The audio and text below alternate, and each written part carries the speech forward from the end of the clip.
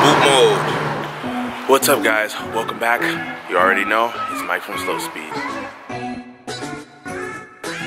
Now we're getting closer and closer to that 500 subscriber mark. I am truly ecstatic. It kind of is going by a lot faster than I thought. Thank you to you guys that commented. Number one thing that I think I seen in there, if I'm not mistaken, was wheels and tires. And I do not want to disappoint you guys. However, wheels and tires are gonna have to wait. I know that'll transform the car the most. It'll help me out in a lot of areas. However, wheels and tires will have to wait. I have some ideas. I already know the wheels that I'm gonna get. I pretty much know the setup that I'm gonna do coming into these colder months, and just lowering the car and putting nice brand new wheels and tires on it. I don't want to really hit many potholes, destroy them, and I gotta protect the underneath of the car, and lowering it will do damage. By the way, I forgot to mention, I finally got my interior trim pieces back. Shout out to Kat, she wrapped the interior for me. She did a phenomenal job. Cannot wait to show you guys. So, satin, metallic-y red, along with this right here, which was silver before. Center console was in the wood. I wrapped that black carbon fiber, and then I went ahead and swapped it out to that to give it a little bit more contrast, because the interior is black. And also for the gear selector bezel around that. And if you look in here, this is carbon fiber on the top, and we have red trim on the bottom, along with, last but not least, the door handles. Now this is carbon fiber wrap as well. This came out the best. In my opinion, it looks like 100% real. I went ahead, and a tip for you guys, when you guys have your trim panel off while it's getting wrapped or whatever the case may be, don't tug on your door handle so much. I actually ripped this piece, being that I guess there was nothing to, you know, keep it still. Now, if you guys notice, and by now, this trim is still silver, and it's supposed to tie in with this right here. So if I close the door, you'll see it. And reason being is because weather being right now, it's kind of cold outside, and you know, it didn't make sense for her to stand outside in the cold to wrap this door piece yet, and the other door. So that will be coming soon. It definitely livened up the interior a bit. One gripe that I have about this, and she kind of told me this before going into it, this being a carbon fiber wrap, this surface right here, and just this surface right here only, is very glossy. So when the sun shines on it, it doesn't really look like carbon fiber. It just looks like, I guess, like a gloss black or something like that. Unlike how these always look like very detailed carbon fiber. This is very detailed carbon fiber. This piece right here, I guess it's the way the sun hits it off the windshield. It doesn't really look like carbon fiber at all.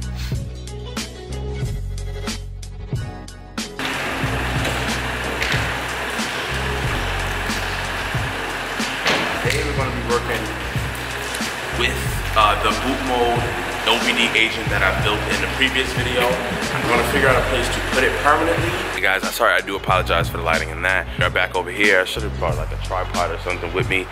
I tried to sit it on that thing over there. Or let me see, yeah, right here. I tried to sit it on that little flatbed thing, but it's kind of dark back there and the lighting isn't so well, so sorry about that. One of the difficult things or tasks to do is get the yellow cable to the OBD and also provide power. Yellow OBD cable is very thick. I will get it for you guys. When I create the packages, I will definitely look for a thinner option for a cable. I've had this cable for years now, maybe about like 3 years. So maybe a little bit more. Yeah, so this is what I had. It worked for me. However, in a permanent mounting solution, I think I might just keep this for work when I install people's stuff. So yeah. So this essentially goes down here, and I want to grab power from the other side of the car. Now, I don't know if a lot of you guys know, but BMWs have a cigarette lighter. This one, and my F10, I think, yeah, my F10 had the same thing. It has a cigarette lighter port underneath the passenger side glove box. That's how I run my dash cam up there. And it has 2 USB inserts. One will be for the dash cam, and the other one will be for the Bootmod OBD agent, hopefully. So I'm gonna just try to get into it. I have no route yet, so this is it, guys. This is like the first take, so you guys are gonna be here with me. Hopefully I don't screw up the interior trim pieces, or else I'll have to get them wrapped again, and that would suck. My plan is to try to sneak it up here, get it to go around underneath and out on the other side. We will see how that goes. So if you guys do not know how to take off your interior trim piece, which should be kind of easy, you just peel this off, right? I mean, you just lift this up. You can stick a tool in the side and kind of pry it up, like, and then you just pop this up, take your finger and push this up from the back side.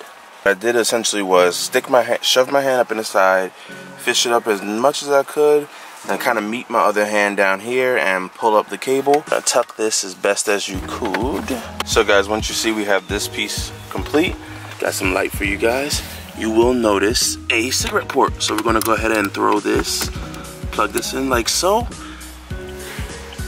So we have a charge, and the way this wire is gonna go is right up under here into the center console. So if you can see, we have our Ethernet router from one section and our power router from the other section. And if you guys don't notice by now, the boot mode module is gonna sit right in the middle. So now the main part is just tucking this wiring up under here. So what I'm gonna do is I'm just gonna give it a pull. Yeah, so gonna give it a test run to make sure it does work. Ethernet goes into the Ethernet port.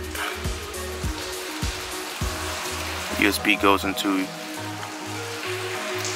USB port next to the HDMI. It's a micro USB, by the way, guys. Hold on.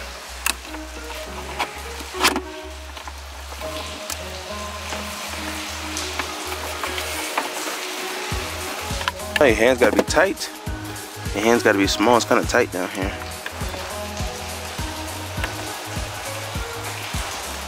Alright, cool. So we have lights blinking. I don't know if you can see it.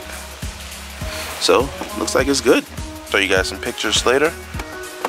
Okay. Before I do that, I'm going to just give it a test run before I put the piece all the way on. The benefits of it sitting right there is, one, I can take some Velcro and stick it down so that it doesn't move, it doesn't rattle. Two, it is completely out of sight. And three, all you have to do is pop up that small center console trim and you have access to it. In the next video, I'm gonna show you guys how to operate boot mode, how to get it to connect to your phone and little things like that.